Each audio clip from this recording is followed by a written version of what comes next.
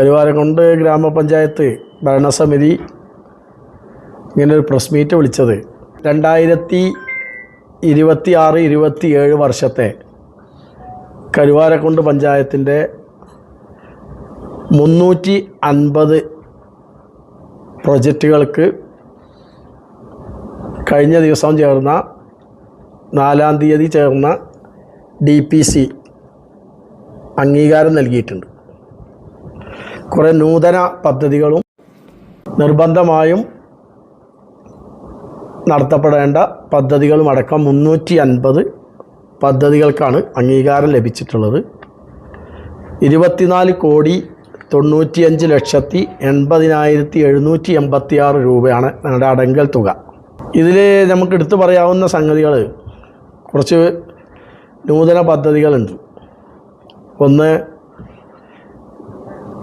എല്ലാവരും അറിയാം, ഈ നാട്ടുകാരുടെ ചിരകാല അഭിലാഷമാണ് കരുവാരക്കുണ്ടിൻ്റെ ഹൃദയഭാഗമായ കിഴക്കേത്തലയിൽ 17 കൊല്ലം മുമ്പ് ഡോക്ടർ B. വിജയകുമാറും അദ്ദേഹത്തിൻ്റെ ഭാര്യ വസുന്ധര ഡോക്ടറും കൂടി ഗ്രാമപഞ്ചായത്തിന് ദാനമായി നൽകിയ 70ഓളം സെൻറ്റ് സ്ഥലമുണ്ട്.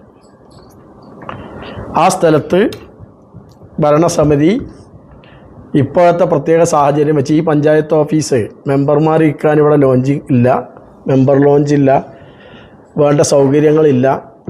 അതുകൊണ്ട് ഇത് 27 കൊല്ലം മുമ്പ് നിർമ്മിച്ചതാണ്. അപ്പോൾ പഞ്ചായത്ത് ഓഫീസ് അടക്കം അങ്ങോട്ട് മാറ്റി കൃഷി ഓഫീസ്, പഞ്ചായത്ത് ഓഫീസ്, അതുപോലെ രജിസ്റ്റർ ഓഫീസ്, ട്രഷറി, വേണ്ടപ്പെട്ട കരുവാരക്കുണ്ടിലെ ഗവൺമെൻറ്, സർക്കാർ, അർദ്ധ സർക്കാർ സ്ഥാപനങ്ങൾക്കൊക്കെപ്പാടെ കൂടി ഒരു മിനി സിവിൽ സ്റ്റേഷൻ എന്നൊരു പ്രോജക്റ്റ് വെച്ച് അതിന് അംഗീകാരം ലഭിച്ചിട്ടുണ്ട്.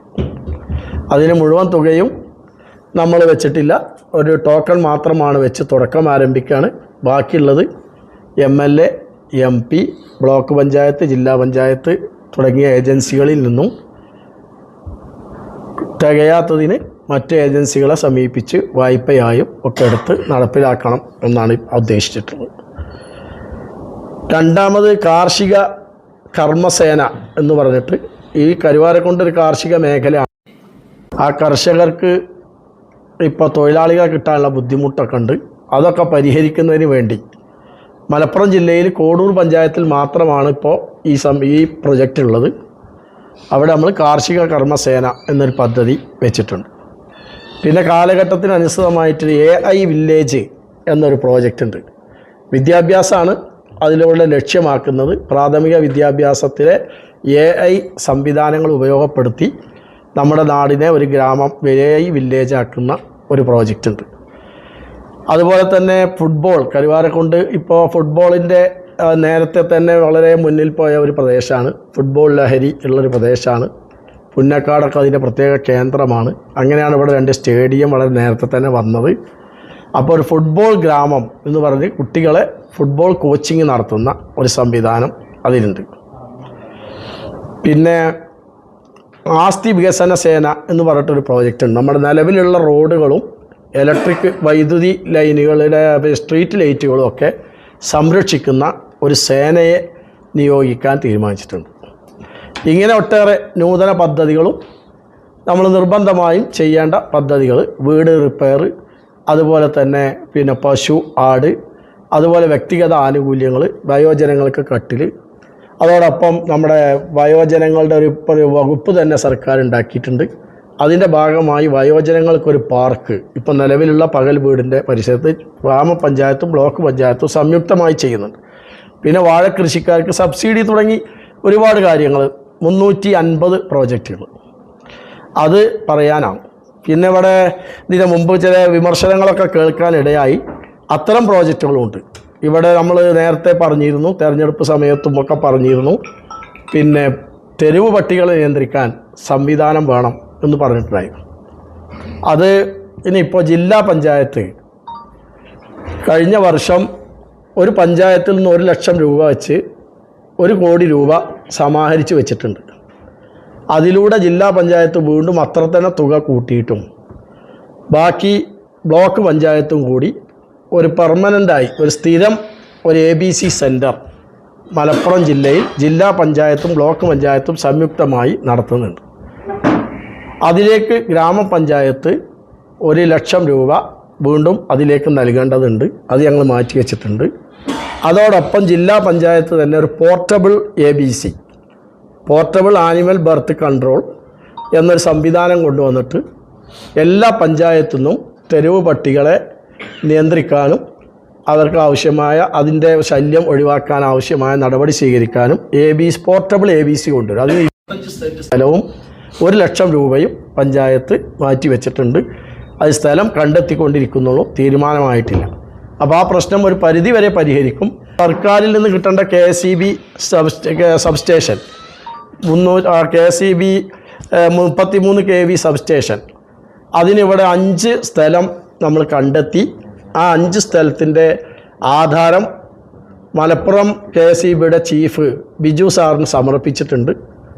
അവരുടെ ഒരു കമ്മിറ്റി ഉണ്ട്, സ്ഥലം അനുയോജ്യമാണെന്ന് പരിശോധിക്കുന്ന കമ്മിറ്റി. ഇപ്പോൾ സ്ഥലം പരിശോധിച്ച് റിപ്പോർട്ട് നൽകാൻ കാത്തിരിക്കുകയാണ്. ആ റിപ്പോർട്ട് നൽകുന്ന മുറക്ക് ആ സ്ഥലം വിലക്കെടുത്ത് അത് KSEB സബ്സ്റ്റേഷൻ സ്ഥാപിക്കും. പിന്നെ നമ്മുടെ ചറക്കൽ ഒരു ചെക്ക് ഡാം, അത് പിന്നെ MLAയുടെ താല്പര്യപ്രകാരം ജലസേചന മന്ത്രി ഒരു കത്ത് കൊടുത്തതിൻ്റെ അടിസ്ഥാനത്തിലും പഞ്ചായത്ത് ആവശ്യപ്പെട്ടതനുസരിച്ചും ഇറിഗേഷൻ ഡിപ്പാർട്ട്മെൻറ്റ് 6 കോടി സംതിങ്ങിൻ്റെ ഒരു ചെക്ക് ഡാം, 6 ഷട്ടറോട് കൂടിയ 60 മീറ്റർ നീളമുള്ള ഒരു ചെക്ക് ഡാമിൻ്റെ എസ്റ്റിമേറ്റ് തയ്യാറാക്കിയിട്ടുണ്ട്. അത് ഭരണാനുമതി കിട്ടുന്ന മുറക്ക് അതും നടപ്പിലാക്കിക്കൊണ്ടുവരും. തരിശുകാരുടെ ഒരു തെരഞ്ഞെടുപ്പ് വാഗ്ദാനമായി പറഞ്ഞൊരു കാര്യമുണ്ട്. കുണ്ടോള പുഴമ്പാലിയിൽ റോഡും പ്രളയത്തിൽ തകർന്ന പുഴയുടെ സൈഡ് ഭിത്തി കെട്ടലും, അതിന് ഇറിഗേഷൻ ഡിപ്പാർട്ട്മെൻറ്റിന് കത്ത് കൊടുത്ത് അവർ 55 ലക്ഷം രൂപയുടെ ഒരു എസ്റ്റിമേറ്റ് തന്നിട്ടുണ്ട്. അത് ഭരണാനുമതിക്ക് വേണ്ടി ഗവൺമെൻറ്റിലേക്ക് അയച്ചിട്ടുണ്ട്. അതിൻ്റെ പിന്നാലെ പോയി അത് സ്പീഡാക്കി കൊണ്ടുവരും. കൽക്കുണ്ട് പ്രദേശത്തെ PWD ഒരു റെസ്റ്റ് ഹൗസ് സ്ഥാപിക്കണം. റവന്യൂ വകുപ്പിൻ്റെ കുറച്ച് ഭൂമിയുണ്ട്, അത് വിട്ടുകൊടുത്ത് അവിടെ റെസ്റ്റ് ഹൗസ് സ്ഥാപിക്കണം എന്ന് ആഗ്രഹിക്കുന്നത്. അതോടൊപ്പം പഞ്ചായത്ത് അടുത്ത വർഷം നേരിട്ട് ഒരു സ്ഥലം വിലക്ക് വാങ്ങിയിട്ട് അവിടെ ഒരു വ്യവസായം, കുറേ ആളുകൾക്ക് ജോലി കൊടുക്കാൻ പറ്റുന്ന വ്യവസായ പാർക്ക് സ്ഥാപിക്കണം എന്ന് നമ്മൾ ആഗ്രഹിക്കുന്നുണ്ട്. അതിൽ പല വ്യവസായക്കാരും നമ്മളെ സമീപിച്ചിട്ടുണ്ട്. ഇപ്പോൾ ഈ കറണ്ടിൻ്റെ ലൈസൻസ് ഇല്ലാത്ത ഓട്ടുന്ന സ്കൂട്ടി നിർമ്മിക്കുന്ന ഒരു കമ്പനി ഇവിടെ വന്ന് സ്ഥലം നൽകുകയാണെങ്കിൽ അത് ചെയ്യാൻ തയ്യാറാണെന്ന് പറഞ്ഞിട്ടുണ്ട്. അതിനെക്കുറിച്ച് ഞങ്ങൾ ആലോചിച്ചുകൊണ്ടിരിക്കുക. ഈ ചിങ്ങം 1 ആഗസ്റ്റ് 17 നിങ്ങളെല്ലാവരും സപ്പോർട്ട് നമുക്ക് ആവശ്യമാണ്. എല്ലാവരും വരണം. ചിങ്ങം 1 ആഗസ്റ്റ് 17 കർഷക ദിനം.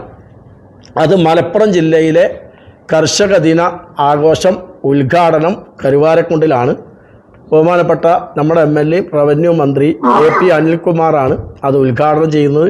ജില്ലാ പഞ്ചായത്ത് പ്രസിഡൻറ്റും മറ്റ് ത്രിതല പഞ്ചായത്ത് അംഗങ്ങളും മികച്ച കർഷകരും ഒക്കെ പങ്കെടുക്കും. പാരഡൈസ് ഓഡിറ്റോറിയത്തിലാണ് പരിപാടി സംഘടിപ്പിക്കുന്നത്. എക്സിബിഷൻ ഉണ്ട്, പഴയകാല കൃഷി ഉപകരണങ്ങളും അതുപോലെ വിത്തുകളും ചെടികളും ഒക്കെ പ്രദർശിപ്പിക്കുന്ന എക്സിബിഷനും സ്റ്റാളുകളും ഒക്കെ അവിടെ ചെയ്യുന്നുണ്ട്.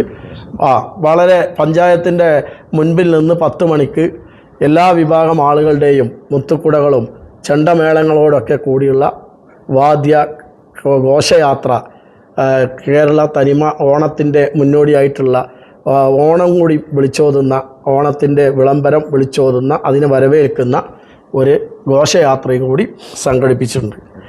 അതിൽ എക്സിബിഷൻ പറഞ്ഞു. അപ്പോൾ ആ രീതിയിലെ വലിയ പരിപാടി, ജില്ലാതല പരിപാടിയാണ്. അതിന് പത്രക്കാരും നാട്ടുകാരും മുഴുവൻ ഈ ആഘോഷത്തിൽ പങ്കെടുക്കണം. കരുവാരക്കുണ്ട് എന്ന് പറയുന്നത് കാർഷിക മേഖല 100%, 95% കൃഷിക്കാരാണ്. എല്ലാവരും അത് പങ്കെടുക്കണമെന്ന് അഭ്യർത്ഥിക്കാം. പിന്നെ പന്നിശല്യം ഇവിടെ ഉള്ള ഒരു സംഭവമാണ്. ഞങ്ങളിപ്പോൾ ഈ ഭരണസമിതി വന്നതിന് ശേഷം 27 പന്നികളെ ഷൂട്ടർമാരെ വെച്ച് ഫോറസ്റ്റിൻ്റെ അനുമതിയോടുകൂടി വെടിവെച്ച് കൊന്ന് കുഴിച്ചിട്ടിട്ടുണ്ട്. പക്ഷേ പന്നിവേട്ട ഇനിയും തുടരണം. അടുത്ത ദിവസങ്ങളിൽ കരുവാരക്കുണ്ടിൻ്റെ മറ്റ് ഭാഗങ്ങളിൽ പന്നിവേട്ട നടക്കും. അതിന് പണം മാറ്റി വെച്ചിട്ടുണ്ട്. അതിൽ നിന്നാണിപ്പോൾ അതിൻ്റെ ചിലവൊക്കെ കൊടുത്തുകൊണ്ടിരിക്കുന്നത്. പിന്നെ പറയാനുള്ളൊരു പ്രധാന കാര്യം, കഴിഞ്ഞ തെരഞ്ഞെടുപ്പ് കാലത്ത് വിവാദമാക്കിയ ആയിരുന്നു ഞാൻ പ്രസംഗിച്ചിരുന്നു. അരിമണൽ സ്കൂള് കഴിഞ്ഞ ഭരണസമിതിയുടെ കാലത്ത് 10 കൊല്ലം സർക്കാരുണ്ടായിട്ടും ഈ ഭരണസമിതിക്കും ആ സ്കൂളിൻ്റെ കാര്യത്തിൽ തീരുമാനമെടുക്കാൻ കഴിഞ്ഞിട്ടില്ല. അതുകൊണ്ട് ഈ ഭരണസമിതി വന്നാൽ, ഗവൺമെൻറ്റും വന്നാൽ അതിന് തീരുമാനമെടുക്കും. അല്ലാത്ത പക്ഷം ഞങ്ങൾക്ക് വിട്ടുതരികയാണെങ്കിൽ പഞ്ചായത്തിന് ഇപ്പോൾ 7 LP സ്കൂളുണ്ട്, അതിൻ്റെ കൂട്ടത്തിലെ 8ാമത്തെ സ്കൂളായി പഞ്ചായത്ത് നടത്തും എന്ന് നമ്മൾ പ്രസംഗിച്ചാൽ. ഇപ്പോൾ സർക്കാരിൽ ഞങ്ങളത് സമ്മർദ്ദം ചെലുത്തി. മലപ്പുറം ജില്ലയിലെ 5 സ്കൂളുകളാണ് മലപ്പുറം ജില്ലയിൽ പ്രവർത്തിക്കുന്നത്. അതിലൊന്ന് അരിമണലിലാണ്. അത് കേരള സർക്കാരിൻ്റെ 100 ദിന കർമ്മ പരിപാടിയിൽ ഉൾപ്പെടുത്തിയിട്ട് വന്ന ലിസ്റ്റിൽ 151ാമത്തെ എണ്ണമായി അത് പറയുന്നുണ്ട്. അത് ഈ മാസം സെപ്റ്റംബർ മാസം 18-ാം തീയതി അത് ഏകാധ്യാപക LP സ്കൂളായി പ്രഖ്യാപിക്കാൻ സർക്കാർ തീരുമാനമെടുത്തിട്ടുണ്ട്. അതല്ലാത്ത പക്ഷം വീണ്ടും അത് നടക്കും, 100% ഉറപ്പാണ്. സർക്കാർ ഏറ്റെടുക്കും, അത് നടത്തും. അതിനാവശ്യമായ പഞ്ചായത്ത് ഭരണസമിതി ആവശ്യമായ കാര്യങ്ങളൊക്കെ ചെയ്തു കൊടുക്കും എന്നുകൂടി അറിയിക്കും.